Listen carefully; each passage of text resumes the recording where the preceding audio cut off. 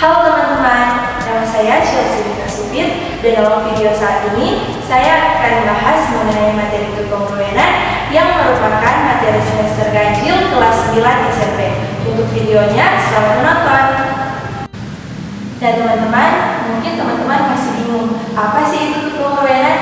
Nah, definisi kekongruenan: dua bangun yang memiliki bentuk dan ukuran yang sama dinamakan kongruen. Saat ini kita akan membahas mengenai kekongruenan bangun datar. Syarat dua bangun datar kongruen. Dua bangun segi banyak atau poligon dikatakan kongruen jika memenuhi dua syarat, yaitu yang pertama, sisi-sisi yang bersesuaian sama panjang, dan yang kedua, sudut-sudut yang bersesuaian sama besar. Selanjutnya, perhatikan bangun ABCD dan JKLM berikut. Panjang sisi AB sama dengan panjang sisi JK, panjang sisi BC sama dengan panjang sisi KL, panjang sisi DC sama dengan panjang sisi ML, dan panjang sisi AD sama dengan panjang sisi JM. Selanjutnya, besar sudut ADC sama dengan besar sudut JML, besar sudut BAD sama dengan besar sudut KJM, besar sudut ABC sama dengan besar sudut JKL, dan besar sudut BCD sama dengan besar sudut KLM. Kita masuk dalam contoh soal, misalnya diberikan bangun sebagai berikut: persegi A, persegi B, dan persegi C. Manakah persegi di atas yang kongruen? Alternatif penyelesaian: untuk mengetahui persegi mana yang kongruen, kita terlebih dahulu telah mengetahui syarat kekongruenan. Nah, dua bangun segi banyak dikatakan kongruen jika memenuhi dua syarat, yaitu yang pertama, sudut-sudut yang bersesuaian sama besar. Setiap persegi mempunyai 4 sudut siku-siku, sehingga sudut-sudut yang bersesuaian pada persegi A, B, dan C besarnya pasti sama. Selanjutnya, sisi-sisi yang bersesuaian sama panjang. Untuk persegi A dan persegi B, panjang setiap sisi persegi A adalah 8 cm. Panjang setiap sisi persegi B adalah 9 cm. Jadi, sisi-sisi yang bersesuaian antara persegi A dan persegi B tidak sama panjang.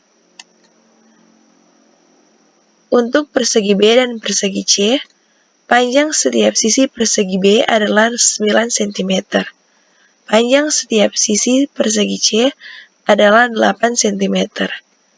Jadi, sisi-sisi yang bersesuaian antara persegi B dan persegi C tidak sama panjang.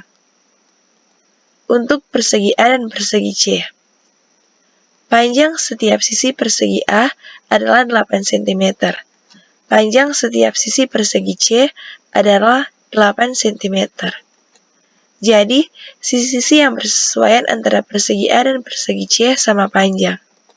Sehingga dapat disimpulkan bahwa berdasarkan 1 dan 2 di atas, maka persegi yang kongruen adalah persegi A dan persegi C. Materi selanjutnya yaitu kekongruenan dua segitiga. Dua segitiga dikatakan kongruen jika memenuhi salah satu kondisi berikut ini. Yang pertama, ketiga pasangan sisi yang bersesuaian sama panjang, biasa disebut dengan kriteria sisi-sisi-sisi. Yang kedua, dua pasang sisi yang bersesuaian sama panjang dan sudut yang diapitnya sama besar, biasa disebut dengan kriteria sisi sudut sisi. Yang ketiga, dua pasang sudut yang bersesuaian sama besar dan sisi yang menghubungkan kedua sudut tersebut sama panjang, biasa disebut dengan kriteria sudut sisi sudut.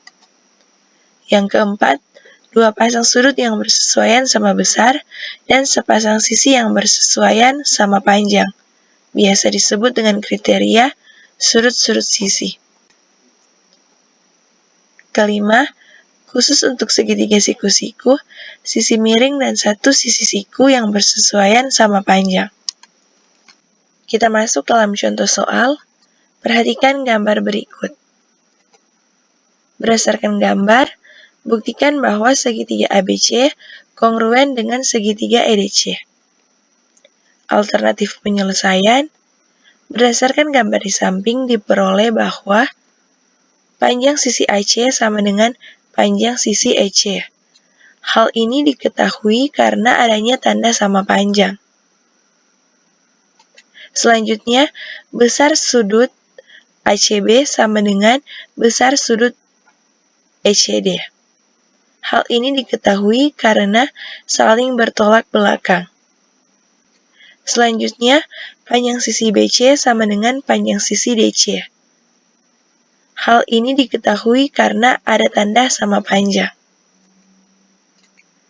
Jadi dapat disimpulkan bahwa segitiga ABC kongruen dengan segitiga EDC berdasarkan kriteria sisi sudut sisi.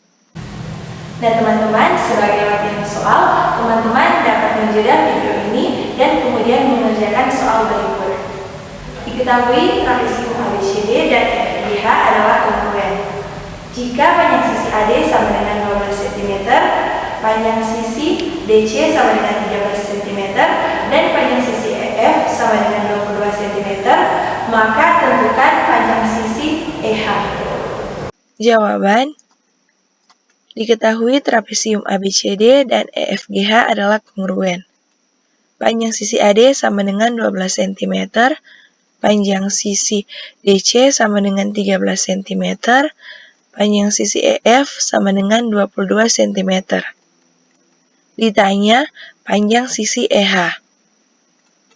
Penyelesaian: untuk mengetahui panjang sisi EH, maka yang pertama kita harus menyatakan kedua bangun trapesium saling kongruen, yaitu dengan cara sudut-sudut yang bersesuaian sama besar, yaitu sudut BAD sama dengan sudut EFG, sudut ABC sama dengan sudut FEH, sudut BCD sama dengan sudut EHG, sudut ADC sama dengan sudut FGH.